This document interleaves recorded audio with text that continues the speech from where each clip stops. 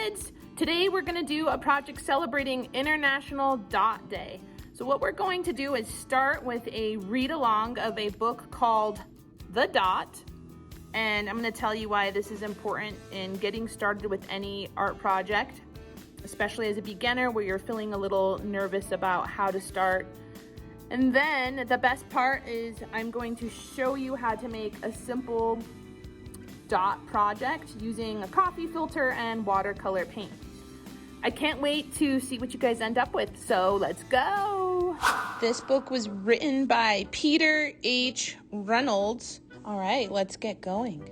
Art class was over, but Vashti sat glued to her chair. Her paper was empty. Vashti's teacher leaned over the blank paper. "Ah, a polar bear in a snowstorm," she said. "Very funny," said Vashti. "I just can't draw."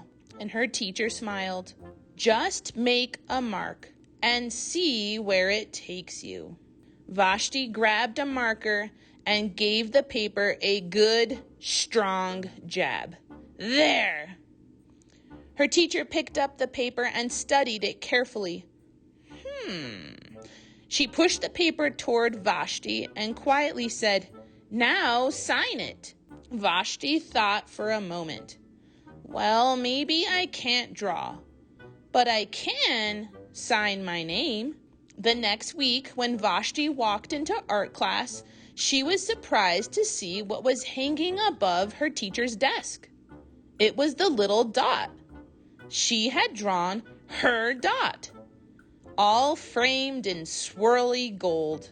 I can make a better dot than that." She opened her never-before-used set of watercolors and set to work. Vashti painted and painted. A red dot, a purple dot, a yellow dot, a blue dot. The blue mixed with the yellow. She discovered that she could make a green dot. Vashti kept experimenting. Lots of little dots in many colors. If I can make little dots, I can make big dots too. Vashti splashed her colors with a bigger brush on bigger paper to make bigger dots. Vashti even made a dot by not painting a dot. At the school art show a few weeks later, Vashti's many dots made quite a splash. Vashti noticed a little boy gazing up at her. "You're a really great artist. I wish I could draw," he said. "I bet you can," said Vashti. "Me? No, not me. I can't draw a straight line with a ruler." Vashti smiled. She handed the boy a blank sheet of paper. "Show me." The boy's pencil shook as he drew his line. Vashti stared at the boy's squiggle, and then she said, "Sign it." The end. So what you're going to do to start is you're going to fold your coffee filter in half. Okay. So it makes like a watermelon shape, or you could say a taco shape. You're going to fold it in half again. So you're going to paint on top of your piece of scratch paper, and you're going to paint strips of color starting from here and go all the way here. I think it's important to use lots of different colors. And what I like to do to make sure that my paint is nice and bright is I rub my brush on the paint at least 10 times. Okay, move my brush around so my color is nice and bright. And then just go ahead and add a little bit of color to your coffee filter. Okay. When you change colors, you always want to wash your brush. Notice that I'm not flinging the water all around to get my neighbors wet. Okay, I'm going to change colors. I think I want to use this turquoise blue. So make sure you rub the brush around on the paint so that your color is nice and bright. Add another layer of color to your coffee filter. All right, wash your brush, do it again. Rub that brush nice and hard on your paint dish. I'm adding some green now.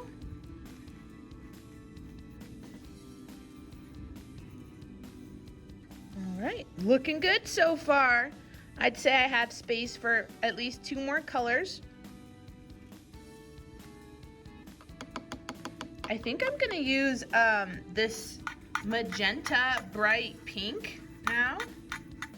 Mixing my brush around, adding it to my coffee filter. And I'm doing this with one hand because I'm holding my camera. Washing my brush, changing the color one more time. And I think I'm gonna do a black edge. So make sure you have plenty of water on your brush. And this is the last color that I'm going to use, so I'm gonna make sure I go all the way to the end.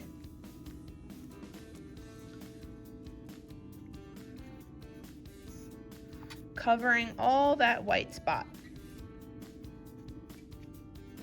It's okay if you get paint on your scratch piece of paper, but it's not okay if you get paint on the table. We want to try to keep our work area as clean as possible. Okay, I covered up all the white spaces. And guess what? We're not done. We're going to flip it over.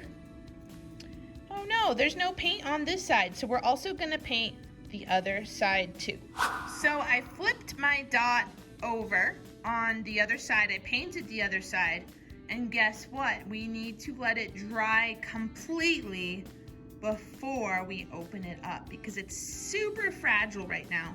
If we try opening it up, it's gonna tear, and that's not a good idea. So I have a finished one for you to see. This is beautiful, and I like the different colors. So here's a finished one. It's still a little wet. So you're gonna have a chance to make several different dots, experiment with different colors, and just have fun with it. What's gonna be another thing that's gonna be really cool about this project is I'm going to hang everyone's up in the hallway. So there's going to be hundreds of dots, and we're gonna be able to show how everyone's project is unique and special. And I can't wait to see it all finished. So thank you for your hard work and good job with this project.